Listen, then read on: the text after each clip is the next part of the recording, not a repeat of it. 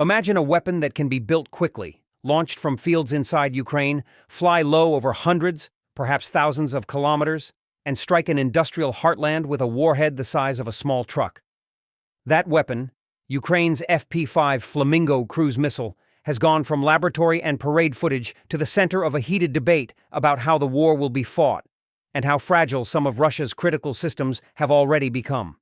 According to several international outlets, evidence is mounting that the Flamingo is now flying operationally, and that its arrival has real, measurable effects on the ground and in the global energy market. The core facts that we can verify are straightforward and consequential. Multiple reputable outlets report that Ukraine has developed and begun producing a new long-range cruise missile known as the FP-5 or Flamingo, and that the system is notable for three headline characteristics: an advertised range in the region of 3,000 kilometers, a very large warhead, repeatedly reported at roughly 1,000 to 1,150 kilograms, and a design and production model intended for relatively rapid, low-cost manufacture. The International Institute for Strategic Studies, IISS, and The Economist have both detailed these technical claims, citing the 3,000-kilometer range and the approximately 1,150-kilogram warhead as the best publicly accessible statistics. These reports support analysts' claims that the missile puts numerous strategic Russian targets within range, including deep interior military infrastructure, logistics hubs, and refineries. It's crucial to emphasize what is and is not confirmed, though. Independent, high-quality confirmation of each individual strike is still scarce, despite the fact that several Ukrainian outlets and social media videos have claimed that Flamingo has been used in combat, most notably in a reported August strike on an FSB outpost in occupied Crimea. Several outlets flag these operational reports as credible but not fully verified by independent open-source intelligence. Where we rely on these field reports, I will mark them as unconfirmed, so listeners know the difference between official confirmation, strong reporting, and early or single-source claims. Beyond the missile itself, the strategic context is clear and corroborated by mainstream reporting. Ukraine's long-range strike campaign, a mix of drones and increasingly indigenous missiles, has damaged Russian refining capacity and created tangible fuel shortages across parts of Russia. Refinery outages and region-level gasoline shortages have been reported by Reuters and The Washington Post. According to Reuters, Moscow is handling the issue and has been importing gasoline from Belarus, while The Washington Post reports that strikes have shut down about 40% of Russia's refining capacity recently, resulting in noticeable shortages. These impacts are tangible and quantifiable. Rationing and price controls have been implemented in certain Russian districts, train and pipeline flows have changed, and neighboring Belarus has significantly increased exports to Russia in order to make up for them. These economic statistics demonstrate that long-range strikes have domestic political and socio-economic repercussions in addition to being tactical. So what do we know about Flamingo's capabilities, the reporting that it is now in use, and the limits of what we can say so far? The public technical picture assembled from industry write-ups, think tank assessments, and reporting by outlets such as The Economist and IISS indicates that the missile is a relatively large, turbofan-powered cruise weapon. Firepoint, the Ukrainian firm that has been widely credited with developing the FP-5, reportedly uses repurposed Soviet-era turbofan engines and a composite fuselage designed for quick fabrication.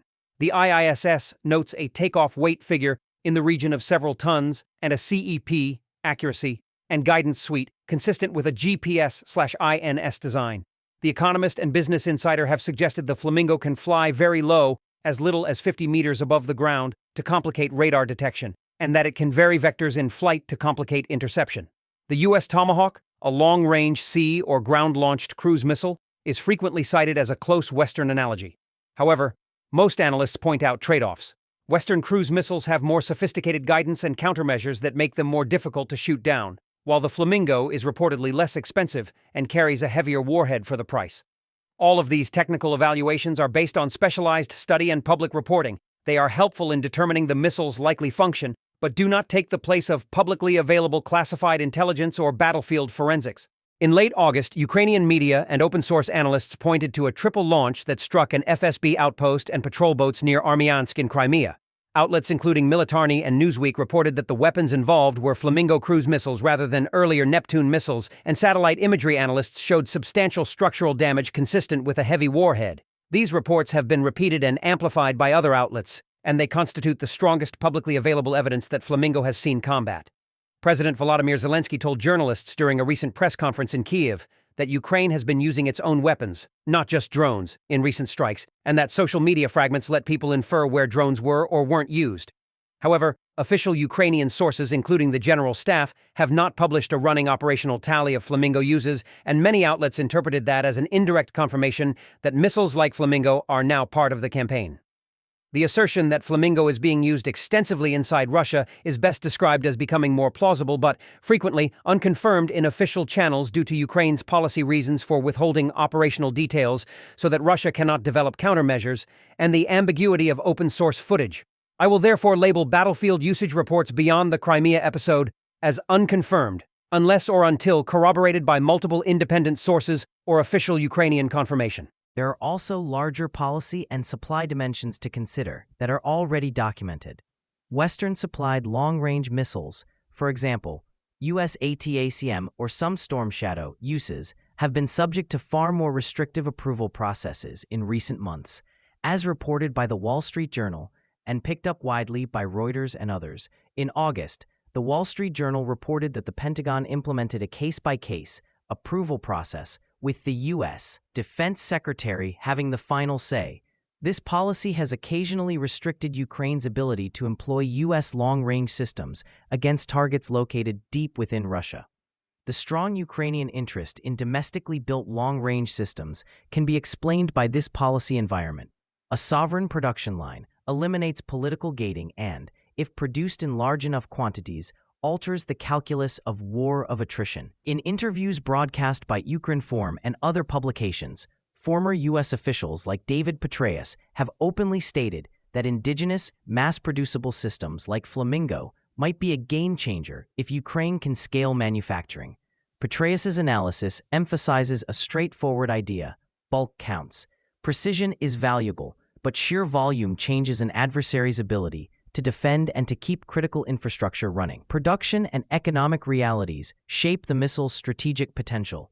Firepoint's public statements and reporting in outlets, such as the Kyiv Post, indicate the company's production capacity was initially small, around 1 missile per day earlier in 2025, with an explicit goal to ramp to 7 per day by October. The president of Ukraine has connected manufacturing capacity to foreign funding and export platforms that Kyiv intends to launch this year, and independent reporting and publicly available statistics indicate that Firepoint and Ukraine's defense sector as a whole are attempting to scale up swiftly. However, there are restrictions.